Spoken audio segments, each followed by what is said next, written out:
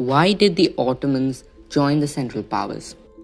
The Ottomans were friends with most European superpowers at that time. They had a decent friendship with Britain and France and a growing, strong friendship with Germany. Because most of the Ottomans' friends were at war, the government felt like it had to choose a side, and so did the citizens of the Ottoman Empire. In the government itself, many Ottomans were starting to choose a side. Enver Pasha was strongly pro-German, mainly because he had served in the German army before, and so he was very confident that the Germans would win the war against the Allies.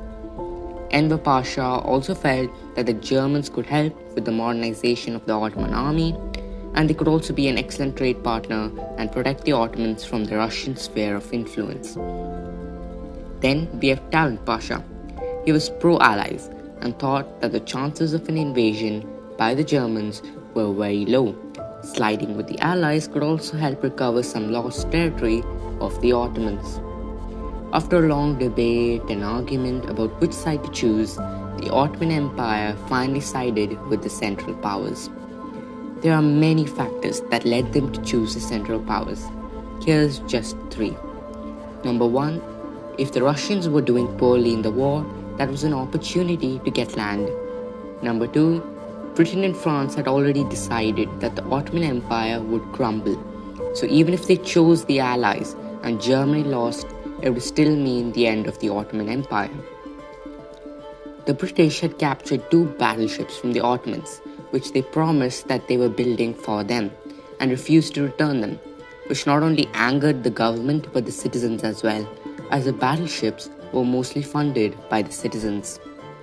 Now here's the campaigns that happened. After Russia and the Allies declared war on the Ottoman Empire, the first offensive was started by Russia. Recovering ground in the Caucasus Mountain was the main objective for the Ottomans. Because the Ottomans, though, weren't used to the cold weather and weren't prepared, there were many casualties.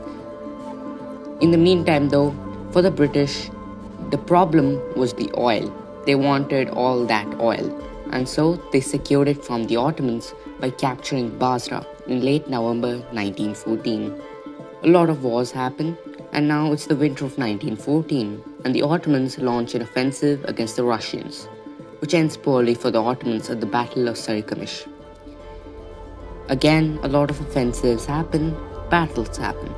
In early 1916, the Russians see an opportunity to initiate an offensive in the Caucasus Mountains. By April of 1916, the Russians had captured Erzurum and Trebizond and were still advancing forward. Then we have the Dardanelles and Gallipoli campaign. The British and the French thought that with a show of power and a threat to Constantinople, the Ottoman Empire would quickly surrender, and that's one less enemy to fight. But they were proven wrong. In just the first day of the battle, 3 battleships were sunk by mines and 3 more damaged. After a year, the campaign had to be called off. The Gallipoli campaign was executed to aid the Dardanelles campaign. It was more of a ground offensive rather than the Dardanelles water offensive. Ground troops landed on the Gallipoli Peninsula in April 1915, but the ground troops faced strong Turkish resistance, and they were pinned down close to the shore. Reinforcements were sent in early August 1915, hoping to break the deadlock set up by the Turks. But soon, the Gallipoli campaign had to be called off, just like the Dardanelles. A lot of stuff was happening in Ottoman Empire as well. One was an Arab revolt. The Allies figured that they need the help of people in the Ottoman Empire as well as outside, and so they struck a deal with Arab leaders. One Arab leader led a revolt against the Ottoman forces at the Battle of Mecca, which they won. Other revolts happened just like this.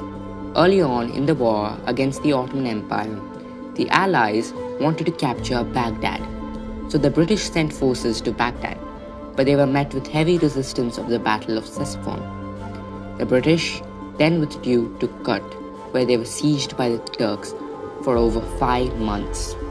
Then the British troops surrendered. Later in 1917, Britain sent troops to avenge the humiliation of the British troops at Kut by launching a battle at Baghdad. The British troops succeeded in capturing Baghdad. A lot of important battles happened, but the main thing was that the Ottomans were slowly being pushed in, and because of that they were forced to sign an armistice at late 1918. A few years later, the Ottoman Empire crumbled. Thanks for watching my video. If you liked this video, please like and subscribe to see more. Bye.